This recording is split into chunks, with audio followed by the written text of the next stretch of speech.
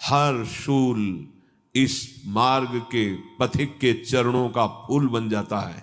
दूर से दिखाई देगा शूल, और जब चरण रखोगे तो बन जाएगा फूल। डरना नहीं, बस डरना नहीं। और माया के मार्ग में हर शूल फूल नजर आता है, फूल समझ करके रखा तो फंस गया। ऐसा शूल चुभा कि आह भी नहीं बोल पाता। बहुत धैर्यपूर्वक, कितना भी संकट पे संकट परिस्थिति हो, नाम नहीं छूटना चाहिए। देख लो, हृदय में देख लो, यहां जरा सी बात आई तो भजन छूट जाता है। अरे जब शरीर ही छूटना है, शरीर ही छूट जाएगा तो इससे बड़ा दुख और क्या आएगा। और वो हमने पहले निश्चय कर लिया है कि मुझे भगवत प्राप्ति करनी है। इसका मतलब देह राग पहले ही हम मिटा रहे हैं, फिर घबराना क्या। जरा सा कष्ट आया, भजन छूट गया, हाय हाय करने लगे। देहोपि ममता भाग चेत्र हृषो नात्मवत प्रिय यद्यपि देहस्मिन जीविताशा बलीयसी। तुम जानते हो तुम जीना क्यों चाहते हो? जीना क्यों चाहते हो? इसलिए जीना चाहते हो, हर कष्ट सहकर, बुरी से बुरी परिस्थिति में भी इसलिए जीना चाहते हो तुम, क्योंकि तुम्हें प्रभु से अपनापन नहीं हुआ, शरीर से अपनापन है। हर बुरी स्थिति में ही लगता है मैं जीवित बना रहूं। जीवित का मतलब शरीर से राग बना रहे।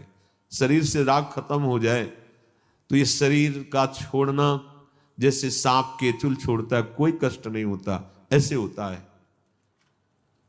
सबसे ज्यादा प्रिय है अपनी आत्मा, अपनी आत्मा है प्रियालाल। आत्मा हरिवंश प्रगट परमानंद। इसलिए संकटों पर, विपत्तियों पर, दुख पर इतना प्रभावित ना हो जाओ कि तुम्हारा भजन छूट जाए। आखिरी जन्म वाले के लिए बात कह रहे हैं, तुम्हें संसार की बाजार फैलानी तो फैलाइए। अगर समेट करके अपने घर चलना है तो ये बात घर चलने वालों के लिए है। समेट लो, समेटे सो आशिक, फैले सो जमाना। फैलोगे तो जन्म जन्मांतर फैलते ही रहोगे। समेट जाओ। क्या अब चाहे कदम कदम पे संकट और विपत्ति हो, हमारे भजन का तार नहीं टूटेगा। जीत गए आप। पकड़ के देखो भजन। क्या ऐसा भजन पकड़ रहे हो? रोज सत्संग सुनते हैं, जरा सा कोई मान अपमान की बात आवे, निंदा स्तुति की बात आवे, भूल गए प्रभु को, छूट गया नाम। थोड़ा सा सुखद भोग सामग्री, छूट गए प्रभु। नहीं भाई, बहुत घाटे का सौदा। अनंत कृपा की धारा श्री जी ने प्रवाहित कर दी है। अब हमको पहुंचना ही है श्री जी तक। तो हर कदम में हमें संभालते रहना कि हमारा भजन चल रहा है कि नहीं चल रहा। यही प्रार्थना है प्रभु,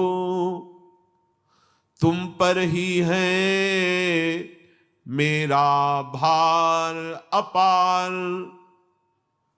छूटे नाते रिश्ते सारे, छूटे कुल छूटे परिवार। सब छूटे तो छूटे प्रभुवर, तुम न छोड़ना प्राणाधार। नहीं चाहिए धन या वैभव, नहीं चाहिए पद अधिकार। यही चाह है पाऊं प्रभुवर, सदा तुम्हारा अनुपम प्यार। संकट पर संकट भी आवे, पर टूटे नहीं भजन का तार। सार बात। हे प्रभु, आपसे यही प्रार्थना है, चाहे जितनी व्यथा की, दुख की परिस्थिति हो, जब मैंने अपने जीवन का भार आपको दे दिया है तो अब मुझे अपने दुख पर विचार करने का अधिकार नहीं रह गया है। ये बिल्कुल अच्छे से समझ लीजिए। जैसे मकान हमने दूसरे के नाम कर दिया, वो क्या व्यवहार उस मकान में करता है हमारा अधिकार नहीं, तो हम शरणागत हैं। हमारा शरीर, हमारा हृदय ये प्रभु के हवाले है। यदि वो चाहते हैं कि पग पग पर इसे दुख मिले, तो फिर हमारा विचार करने का अधिकार ही नहीं रह गया है कि मुझे दुख क्यों मिल रहा है।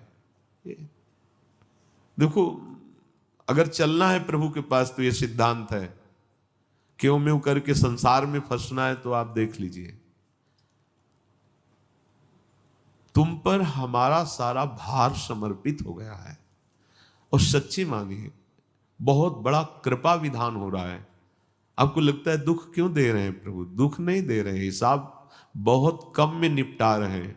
क्योंकि सिद्धांत है ना, तो भगवान भी सिद्धांत का उल्लंघन नहीं करते।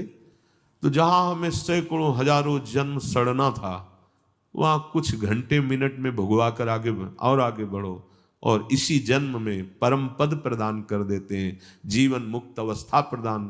तो हम ऐसे भगवान के विधान को न जानने के कारण कोसने लगते हैं कि भगवान ऐसा दुख क्यों दे रहे हैं। भगवत प्राप्ति करनी है तो नाता केवल इन्हीं से रहना, प्रभु से। अगर आप थोड़ा सा चाह कीजिए तो शेष संभाल वो देंगे। कोई यहां किसी से प्यार नहीं करता, कोई नहीं करता। भूल में मत रहना। आपको लगता है कि वो आपके लिए प्यार करते, सच्चाई से आप जिस दिन देखेंगे तो प्रभु के सिवा कोई प्यार नहीं करता, सब धोखा है। आपको समझ में नहीं आता। तो ये दृष्टि है, प्रभु के सिवा कोई तुम्हें प्यार नहीं करता। तुम जो औरों को माने हुए हो प्यार करने, वही तुम्हारी दुर्गति का कारण बनता है, कोई यहाँ नहीं। मां के रूप में वही प्यार कर रहे हैं, पत्नी के रूप में वही प्यार कर रहे हैं, पति के रूप में वही प्यार कर रहे हैं। ये जान जाओ तो जीवन मुक्त हो जाओगे, अन्यथा कहीं नहीं। तांडव मचा हुआ है स्वार्थ का। प्यार, प्रेम, ये इसकी परिभाषा ही नहीं समझ में आई कि प्रेम कहते किसे हैं। प्रेम किसे कहते जानते हो? अपने प्यारे को सुख देने का नाम प्रेम है। प्यारा कौन है तुम्हारे सामने? शरीर। तुम जानते हो शरीर के अंदर जो विराजमान तत्व है, जो वास्तविक प्यारा है, उसको तुम जानते हो? नहीं। तो बिन जाने न होए प्रतीति, बिन प्रतीत होए नहीं प्रीति। झूठा तो है ही तुम्हारा प्यार। जिससे प्यार कर रहे हो वो तुम्हारे सामने शरीर है। शरीर में जो अंतर में विराजमान परमात्मा, उसको तो तुम जानते ही नहीं हो। तो झूठा नहीं प्यार तुम्हारा, तो कहां से सच्चा हो गया? प्यार तो सच्चा तब जब जानो जिससे प्यार करते हो। जिससे प्यार करते हो उस क्या जाना? स्त्री शरीर जाना, पुरुष शरीर जाना, बालक जाना, बूढ़ा जाना। अंदर बैठा हुआ जो नित्य विनाशी परमात्मा, वो प्यार रूप है। उसको जब छूटे नाते रिश्ते सारे, छूटे कुल, छूटे परिवार, इतना अपार सुख है इस बात में, आप उसे समझ नहीं पाएंगे। गोपीजन कहती हैं प्रभु से कि आप तो कह दिए कि हाँ ठीक है, वृंदावन की शोभा देख ली, आए, हमको भी देख लिया, तो चर अचर सबको हमारा रूप अच्छा लगता है, आपने देख, अब आप वापस जाओ।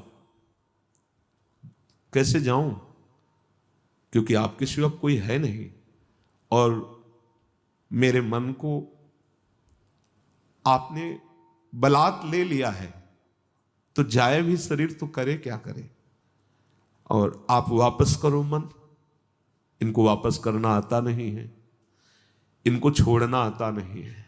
इनका स्वभाव है, एक बार जिसको पकड़ लेते हैं,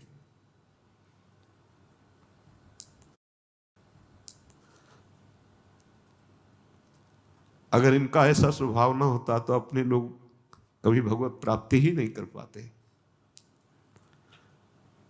भगवान की ऐसी दुरंत माया है कि क्षण क्षण में आकर्षित करती रहती है, पर इनका स्वभाव एक बार जिसको पकड़ लिया, ये छोड़ते नहीं, पार कर देते हैं, निहाल कर देते हैं। गोपीजन कहते वापस करो हमारा मन।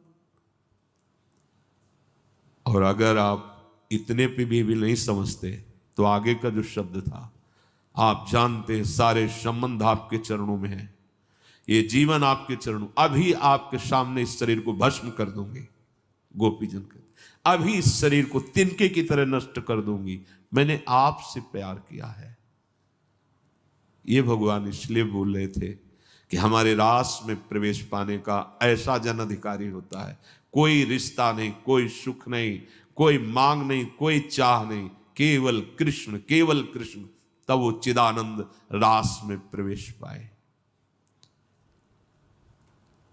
हमारे जब तक हृदय में अन्य संबंध, अन्य भावनाएं, अन्य कोई अपना है, तब तक ये छुपे रहते हैं।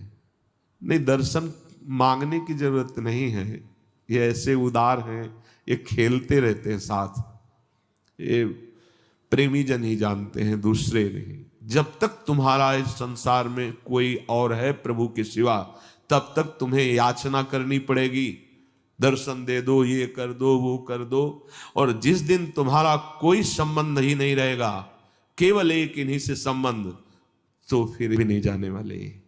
ये ऐसे प्रेमी हैं, ऐसे प्रेमी हैं। सब छूटे पर हे स्वामी तुम मेरे प्राणाधार हो, ये बात कभी न छूटे, आपके सिवा कोई नहीं। ये अंदर अंदर से देखो, अंदर से देखो। नहीं चाहिए मुझे आपके इस माया का धन वैभव पद, नहीं चाहिए कोई अधिकार, बस एक चाह आपके अनुपम प्यार में मैं डूबा रहूं। तो देखो कबीरदास जी कहते हैं, कबीरा मन निर्मल भया,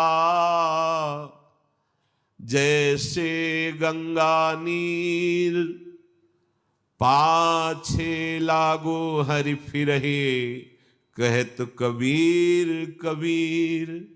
यदि मन निर्मल हो गया है, कोई संबंध किसी से नहीं, एकमात्र प्रभु से, तो जैसे गाय रंभाती हुई बछड़े के पीछे दौड़ती, ऐसे हरि प्यार करते हैं। भक्तन पाछे यूं फिरत जीव बछड़ा संग। अरे हम उनके हैं, वो जो भी हैं उनके हम हैं, उनके सिवा और किसी को मान रखा है, इसीलिए हमारी दृष्टि में वो नहीं आ रहे। नहीं, ऐसा नहीं वो भगवान गरुड़ पर सवार होकर आए, 2 मिनट दर्शन दिए चले गए। प्रेमी हैं प्रभु, प्रेमी।